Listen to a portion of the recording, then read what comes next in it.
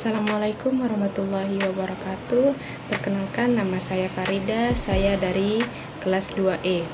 Baiklah, di sini saya akan menjelaskan tentang komponen dan sumber pendidikan Islam. Mari simak penjelasan berikut ini. A. Komponen dan sumber pendidikan Islam. Komponen dalam Islam pendidikan meliputi pendidik, peserta didik, tujuan dan kurikulum pendidikan Islam, alat-alat atau sarana pendidikan Islam, dan mengenai lingkungan dalam pendidikan agama Islam. Sumber pendidikan agama Islam adalah Al-Quran dan hadis atau sunnah. Yang B. Pendidikan dalam pendidikan Islam.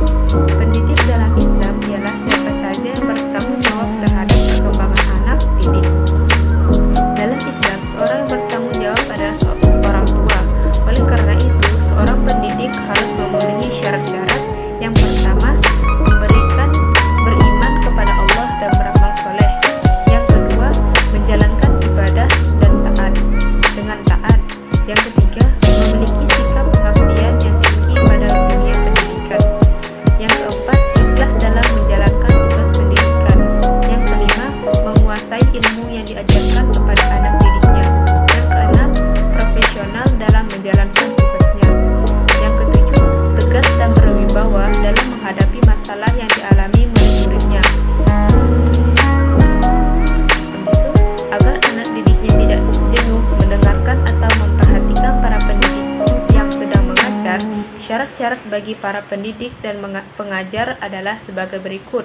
Yang pertama, selalu berbicara dengan bahasa yang santun. Yang kedua, selalu mendengarkan pendapat anak didiknya. Yang ketiga, mengarahkan dan mendengarkan minat serta bakat anak didiknya. Yang keempat, berpakaian yang rapi dan sopan dalam melakukan tugasnya. Yang kelima, selalu datang tepat waktu. Yang keenam, secara fisik tidak memiliki cacat tubuh yang mencolok, misalnya kakinya buntu atau tunanetra dan lain sebagainya. Yang C, tujuan pendidikan Islam. Dalam agama Islam, seluruh aktivitas manusia bertujuan meraih tercapainya insan yang beriman dan bertakwa. Dengan demikian, apabila anak didik telah beriman dan bertakwa, artinya telah tercapainya tujuan. Apabila dikaitkan dengan pendidikan Islam yang bertujuan mencetak anak didik yang beriman, mewujud, dan tujuan itu adalah akhlak anak didik. Adapun akhlak anak didik itu mencakup pada kurikulum yang diterapkan dalam pendidikan yang dilaksanakan baik di lembaga formal maupun non formal. Adapun beberapa indikator tercapainya tujuan pendidikan Islam dibagi menjadi 3 tujuan. Yang pertama, tujuan tercapainya anak didik yang cerdas, yang dimana peserta didik memiliki tingkat kecerdasan intelektual yang tinggi. Yang kedua, tujuan tercapainya anak didik yang memiliki kesabaran atau kesalehan emosional sehingga mampu memperlihatkan kedewasaan menghadapi masalah dalam hidup. Yang ketiga, tujuan tercapainya anak didik yang memiliki kesalehan spiritual, yaitu dengan menjalankan perintah Allah dan Rasulullah SAW. Pendidikan Islam bertujuan membangun karakter anak didik yang kuat menghadapi berbagai cobaan dalam kehidupan dan telaten, sabar, serta cerdas dalam memecahkan masalah yang dihadapi. Tujuan pendidikan Islam dapat diuraikan sebagai berikut. Yang pertama, terwujudnya insan akademik yang beriman dan bertakwa kepada Allah Subhanahu wa Ta'ala. Yang kedua, terwujudnya insan kamil, yaitu berakhlak karimah. Yang ketiga, mewujudkan insan muslim yang beribadah. Yang keempat, bertujuan insan yang cerdas dalam mengkaji dan mengkaji ilmu pengetahuan. Yang kelima, mewujudkan insan yang bermanfaat untuk kehidupan orang lain. Yang keenam, terwujudnya insan yang sehat jasmani dan rohani. Yang ketujuh, terwujudnya karakter muslim yang menyebarkan ilmu kepada sesama manusia. Menurut Zuhairini mengemukakan tujuan khusus pendidikan Islam yang meliputi hal-hal berikut. Yang A, pembinaan kepribadian. Adapun yang pertama, sikap, daya pikir praktis rasional. Yang ketiga, objektivitas. Yang keempat, loyalitas kepada bangsa dan ideologi. Yang kelima, sadar nilai-nilai moral dan agama. Yang B, pembinaan aspek pengetahuan nilai materi, yaitu materi ilmu itu sendiri. Yang C, pembinaan aspek kecakapan, keterampilan, nilai-nilai praktis, pembinaan jasmani dan rohani yang sehat. Menurut Arifin, pembedaan tujuan secara teoretik dan tujuan dalam proses. Tujuan teoretik ini terdiri dari berbagai tingkatan, antara lain yang pertama, yang A, tujuan intermedia, yaitu tujuan yang merupakan batasan kemampuan yang harus dicapai dalam pendidikan tingkat tertentu. Yang kedua, tujuan insidental, merupakan peristiwa tertentu yang direncanakan tetapi dapat dijadikan sarana dari pendidikan pada tujuan intermedia. Yang ketiga, tujuan akhir pendidikan Islam pada hakikatnya adalah realisasi dari cita-cita ajaran Islam itu sendiri yang membawa misi bagi kesejahteraan umat manusia sebagai hamba Allah, lahir dan batin, dunia dan akhirat. Manusia mencakup kepada keimanan dan ilmu pengetahuan secara seimbang sehingga terbentuklah muslim yang berjiwa takwa secara total kepada Allah Subhanahu wa taala. Hal ini diambil dari firman Allah dalam Quran surah An-An'am ayat 162. Al-An'am ayat 162. Yang D, kurikulum pendidikan Islam.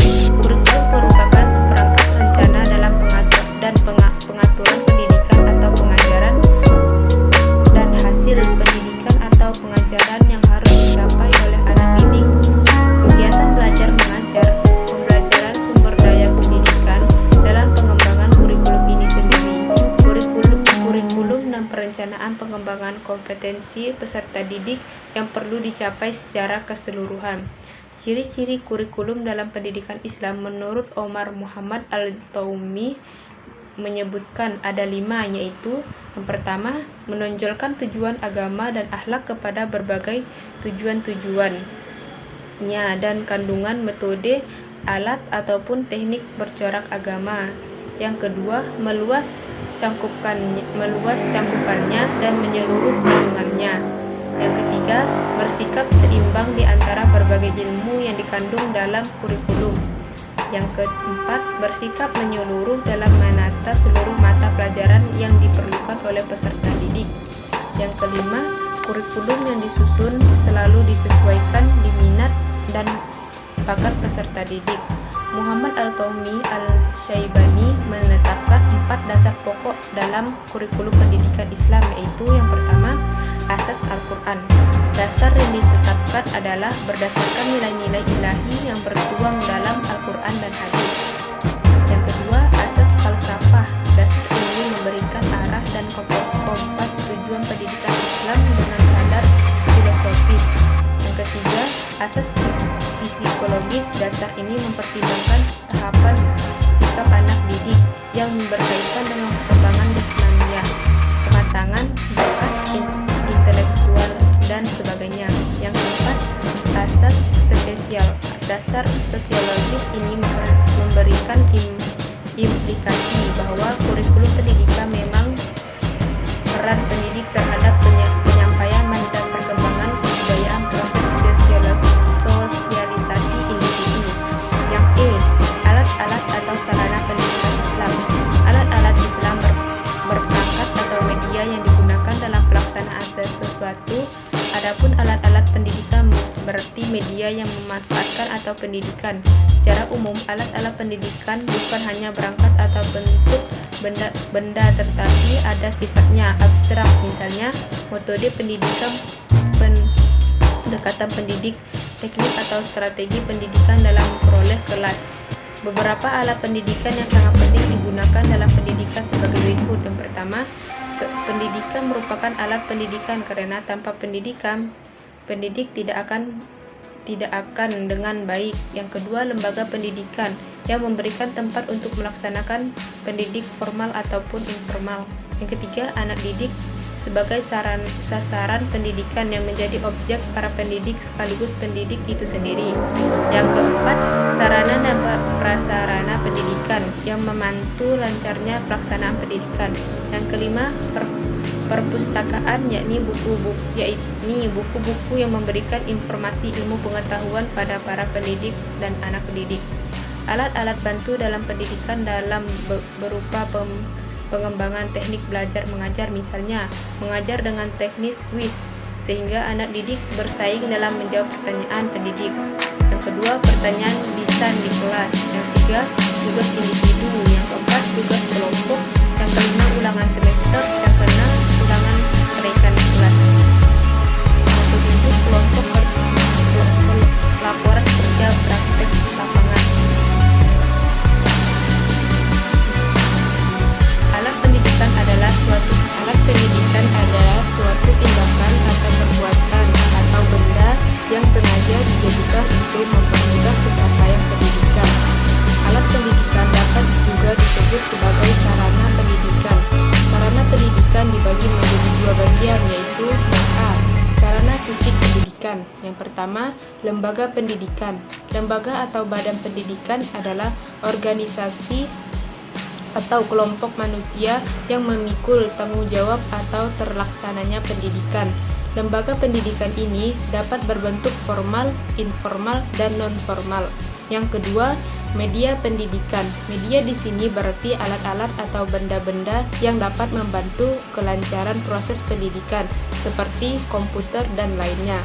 Yang B, sarana non-fisik pendidikan, yaitu alat pendidikan yang tidak berupa pembangunan tetapi berupa materi atau pokok pikiran yang membantu kelancaran proses pendidikan, seperti kurikulum, metode, evaluasi, manajemen, dan mutu pembelajaran. Terima kasih telah mendengarkan penjelasan dari saya. Saya akhiri. Wassalamualaikum warahmatullahi wabarakatuh.